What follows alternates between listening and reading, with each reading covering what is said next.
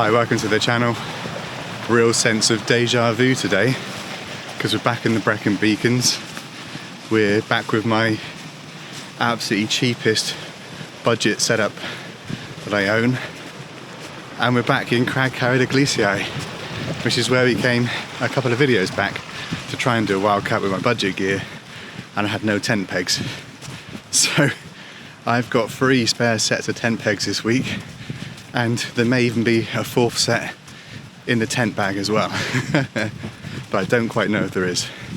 But either way, we are set for tent pegs. Now, last week when we tried this, the full setup was $36.99. I have now improved that to £34.98. So that's right, a complete setup for less than 35 quid. That's tent, backpack, sleeping bag, sleep mat and sleep pillow. And the tent I've got was $7.99, and it is the Aldi Adventuridge 2-person tent, which I've already reviewed on the channel.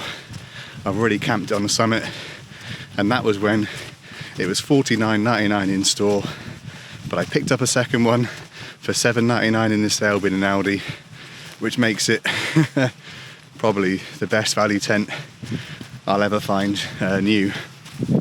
So we already know about that tent, but it's going to get another good test tonight, I think, because they give the winds tomorrow morning get to about 50 miles an hour. So we are going to pitch as near to the summit as we can get, but I might try and find a slightly sheltered spot, although there doesn't seem to be many sheltered pitches up here. So we'll give the tent a very good test tonight. Penavan nice and clear this evening, as is Corndy. And as ever, the crag is looking impressive. And as is usual for one of my videos, we are setting out quite late. It's gone 5:30 already. Sunset is 6:38 according to my phone. So we've got about an hour to get to the top and get the tent pitched before it goes down. So we might not even have time to catch time lapse of the sunset tonight. As ever, I planned to come out much earlier than this. So again, change the record. I'm saying the same things every video. But my partner, she was in bed with a really bad migraine all day. So I was looking after the baby, and she's now well enough to to take over so I could come out, but it meant I didn't come out till really late. Seen a few more people around tonight. It's actually a few cars parked when I got here, so I've already passed 5 people heading back to the car. As far as I can tell, I'm the only person heading up, so it should still be nice and peaceful up on the top. Very, very nice evening for it so far. Very still. Going to be a bit more breeze up on top as usual, but down here it's absolutely lovely. Sweating loads again. Should have taken my jumper off, but can't be bothered now. Just sweat my way to the top now, and then it'll be breezy enough on top to dry me off, I'm sure. Although it's quite tedious to pitch a tent here. Safe walking up to the top, but we've got to get to the top to see the sunset, so we will we'll crack on and make some progress.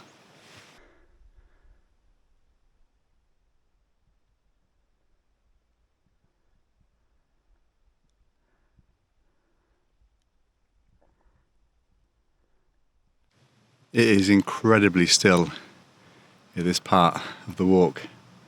Just not a breath of wind, not a sound at the moment, not even any birds chirping. Just lots of silent flies buzzing around. But I doubt there'll be any on top. So my pack weight today is probably slightly heavier than it was last time. The tent is actually 300 grams lighter, but I've probably packed at least 300 grams of tent pegs to make up for that. I've got an additional battery pack to charge my phone, because my phone's pretty dead when it came out. And I got an extra bottle of drink as well. So yeah, bag's probably between 12 and 13 kilos, which is not too bad, given that it's a £35 budget setup. So don't think you can really argue with that. My sleeping bag is rated at 4 degrees comfort, so tonight they give it getting down to about 4 degrees maybe. So it's going to be right at its limit, I think, but I've got my cheap thermal stuff as well to put on, so I should be okay. But yeah, what an absolutely glorious evening for it again. Really lucky to be so close to this, that I can actually get out quite late and do it. I'm looking incredibly sweaty. It is really warm without any kind of breeze, but I'm quite fat, so I could do with losing a bit of weight, so sweat it out like a boxer.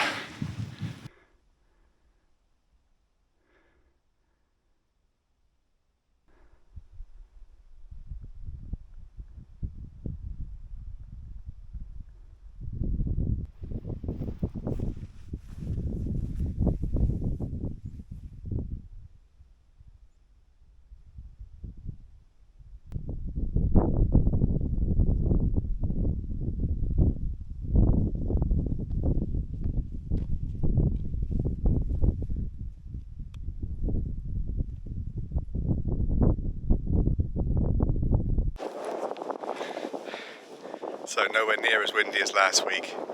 Bit of a breeze, but I'm hoping that the mics are away from the camera, so away from the wind, so they should be able to pick up my voice reasonably okay. I'm really impressed with this action-free DJI camera so far. It definitely has good audio. Yeah, it can't handle too much wind, but I think for a lot of occasions it is going to be okay just to use. Wind is getting up quite a bit now, so we'll see. We'll see if this comes out okay. But yeah, glorious evening so far. Some nice cloud formations over where the sun is.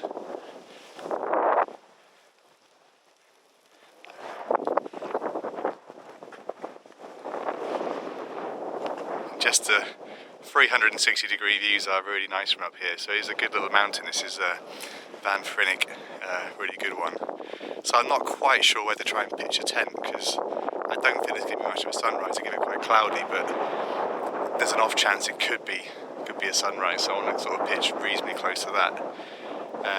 But yeah, I don't know what the wind's going to do in terms of directions. I don't know where to pitch up. It's really quite wet underfoot as well tonight. There's been quite a lot of rain this week, quite a lot of rain last night.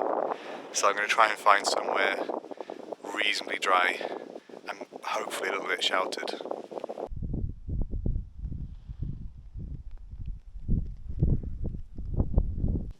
In terms of my budget gear that I brought tonight, this is the backpack that I picked up for £8. It's a Regatta, I think it's a Land Trek 65 litre bag. Not a bad bag, pretty solid materials, plenty of space inside. It's got a bottom compartment and a top compartment and stuff, but it's missing quite a few features I've always taken for granted. There's no lid, there's no pocket in the lid, either accessible from outside or from inside. So normally you get an inside pocket, so you lift up, you can unzip it and put stuff in, and you get one on the back, you can unzip and put like a jacket in and stuff. There's none of that. There is a little pocket on the front. The straps here are really tight to get the tent onto, so that's as far as the straps will extend, so I could only fit a very slim tent against the bottom there, which is a bit of a problem. But for £8 it was brand new. It's got a built-in rain cover at the bottom as well, a couple of side pockets.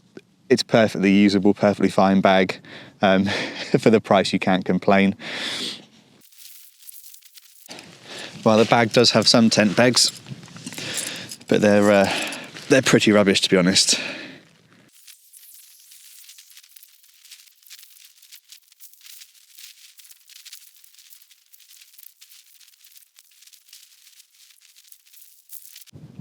The moon is rising to the left of Pen y Fan, which is pretty stunning, but I haven't got my Sony RX10 Mark IV with a massive zoom, so I can't zoom in and really record how cool that looks, which is a bit of a shame. But what a sight for the eyes anyway. I've never seen that before, rising exactly like that. Absolutely stunning. Just a shame it's so far away. In terms of the gear that we've got tonight, this is a £34.98 setup. So you've got the Aldi Adventuridge 2-person tent, which originally was $49.99 in Aldi. That's what I bought it as when I did my Aldi versus Lidl test. Really good tent. It's already had a summit pitch in high winds. It's been absolutely fine in that. It was reduced in Aldi sale bin to $7.99. So absolutely dirt cheap, brand new tent. Really solid little tent. It's not a 2-person tent. You don't want to have 2 people in it. It's not comfy for 2 people, but for 1 person, plenty of space for yourself and gear. A little bit low, but then it makes it quite good in bad weather. So that's the tent. The backpack is a Regatta Landtrek 65 litre, which I showed you a minute ago. £8 for that. The sleeping bag is a matching Aldi Adventuridge 3-season or 2 to 3 season sleeping bag, comfort rate about 4 degrees, reasonably bulky and heavy. But the good thing is this is $14.99, and they also do a summer version, which I've also bought, and you would have seen that in the channel if you've watched my videos before. That's really tiny, weighs about 720 grams, packs down really small. You can get it into tiny bags. So actually this £34.98 loadout has a choice of 2 sleeping bags, a lightweight summer one or a slightly heavier, warmer one for these kind of conditions. So I'm hoping at 4 degrees it'll be warm enough for tonight. The sleep pillow is a very cheap £1.50 air pillow with a sort of flock surface from Tesco's. Obviously a lot of supermarkets sell off their summer gear quite cheap towards the end. So yeah, £1.50. It's not going to be the most comfortable pillow in the world. In terms of sleep mat, this was a really good bargain as well. It is an OEX Traverse self-inflating mat. So they retail for about 25 quid normally. I actually picked up 4 of them on Facebook for £10. 2 full length one and 2 3/4 length ones. So £10 divided by 4 is £2.50. So that one cost me £2.50. Absolute bargain. The guy only used them once, so they were completely as new. So that's a decent bit of gear. So obviously we're in early October now in the UK. We're doing a summit camp at about 620 metres. The winds forecast to get up to between sort of 30 and 50 miles an hour in the early hours of the morning towards sort of, and then 8 or 9 o'clock is going to get really, it's going to continue getting worse. So temperature is going to get around 4 to 5 degrees. So we're going to see really if we're going to be comfortable and safe in this tent. So I've already done a summit pitch in this tent in quite significant winds. It did absolutely fine. I'm not pitched ideal because I'm pitched the tall end into the wind, and that's primarily because I just could not find a spot where it was going to be the lower end into the wind and also either level or with my head at the right end to be sleeping at. Because it's a slope here, if I'd pitched it the right way for the wind, my head would have been facing down. I would not have had a comfortable night's sleep. So going to risk pitching into the wind, which is how I had it pitched last time, and it did okay. It just gets a bit flappy at this end. So it's getting pretty cold now. There's a few droplets of rain in the air, but it's a really stunning evening. I'm glad I came out. I was umming and ahhing because it was quite late when I got out, but I'm glad I have now. With a lovely moonrise in that direction, sunset in that direction. We're not too far from the trig point, so if there's any views tomorrow morning, we'd pick those up as well. But it's definitely getting chillier. I keep forgetting it's summertime is over now. So stop my tracker. Yeah, I should have bought some gloves really. I'm not sure if I have. I've definitely got a beanie hat and some thermal layers, but I don't think I bought any gloves because I keep forgetting summer's over now. So yeah, I'm going to have a quick wander around, have a bit of a soft drink, and then get the gear organised, and then probably get in the tent and get warm. Had a wander around. It's absolutely stunning evening out there. Wind is completely died down to nothing. It's incredibly still out there, and the forecast is for that to remain pretty still overnight. Actually, you only get about sort of 13, 14 miles an hour. But I don't know if it thinks I'm not on a mountain if I'm in the valleys nearby. We'll just have to wait and see, but it's very peaceful out there now. 7:45 now. I might have a little snack. I bought like an oat bar to have a bit of snack on. I've not eaten since this morning. I had a cooked breakfast out with a neighbour. We took the kids out for a bit of breakfast. Give our better house a bit of a lie-in. But I think I'm probably going to read my ebook for a bit, I think. Because there's an awful lot of time to kill. this time of year when it gets dark so early. Well, it's an absolutely stunning night out there.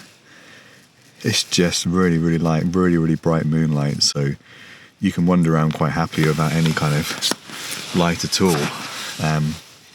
But I have had a quick play with a torch that I've been sent by a company, so I think I've got enough use of that torch, and I've been using it for quite a few weeks, and I think I've got enough use and playing with it to give that a review, so I'll try and get that review video done next week.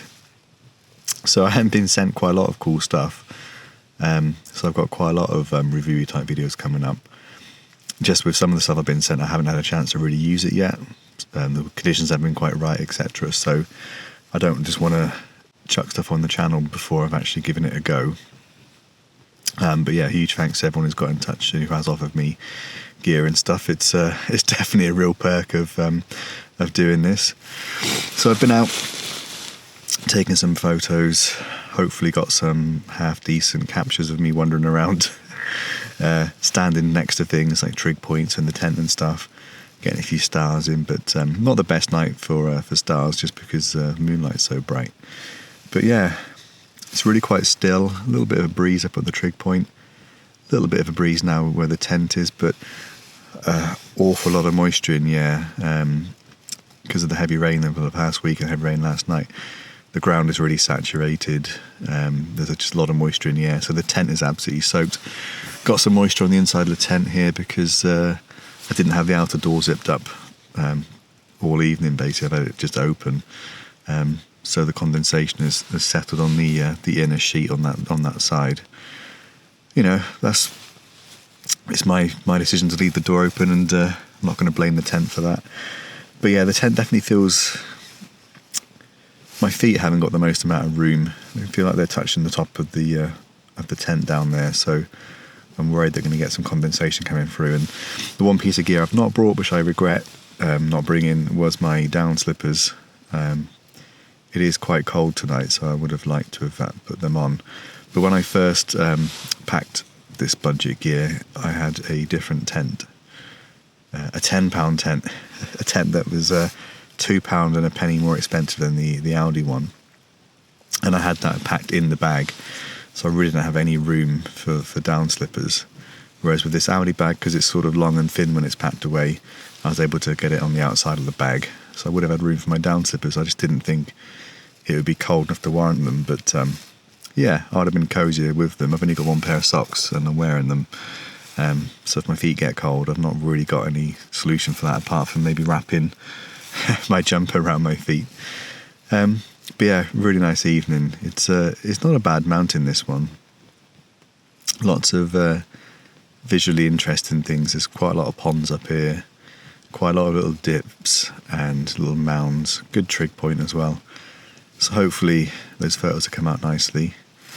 But yeah, what time is it now? It is 10 o'clock, so going to try and get some sleep now. It's 10 to 5 in the morning. I have not slept well at all. The tent just feels really wet on the inside. The problem is this big mesh panel at the end here. It's got a lot windier overnight, so all the condensation on the fly sheet, as it gets flapped around by the rain, the water just gets flapped off through the mesh and onto your head. So it's not the warmest setup in the world that I'm sleeping on tonight, but it's made a lot worse when you got a fine mist of water dropping in your head every now and again. Yeah, it just feels very damp in here, very cold. The mesh panel is just letting a lot of cold air through, a lot of wind through. So yeah, I've not slept very well at all. The sleeping bag,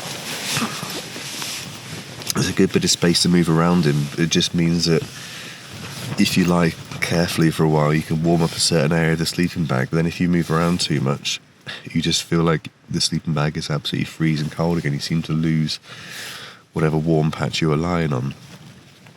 So yeah, I miss my down slippers. I wish I'd bought them now because my feet were a little bit cold at times. No, not slept well at all. You can't really get it cinched up properly.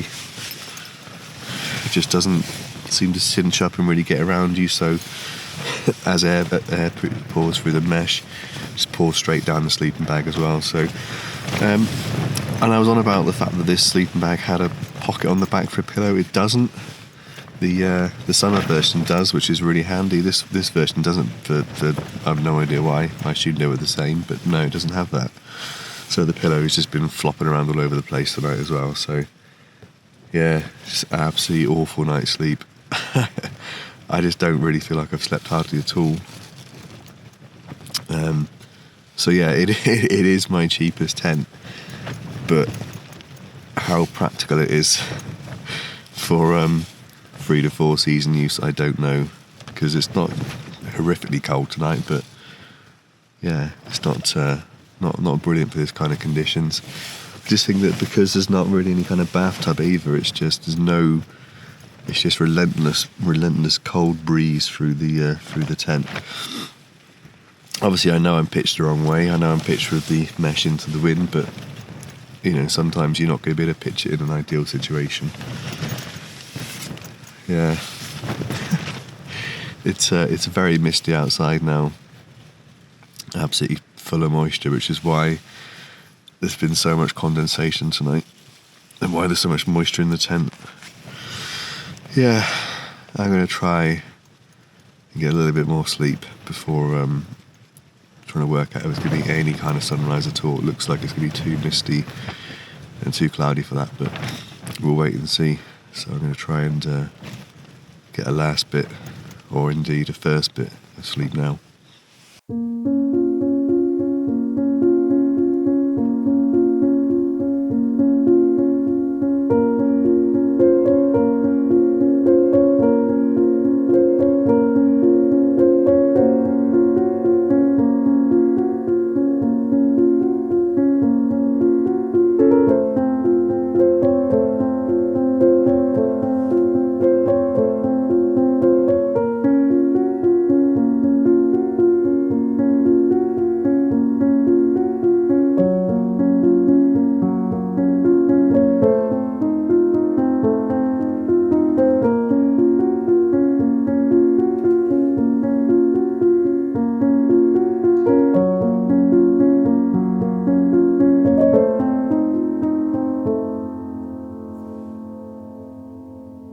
Almost packed away now, just got a couple of things to chuck in the bag, and then it's a case of taking the tent down, packing that away and getting out. I'm out there now.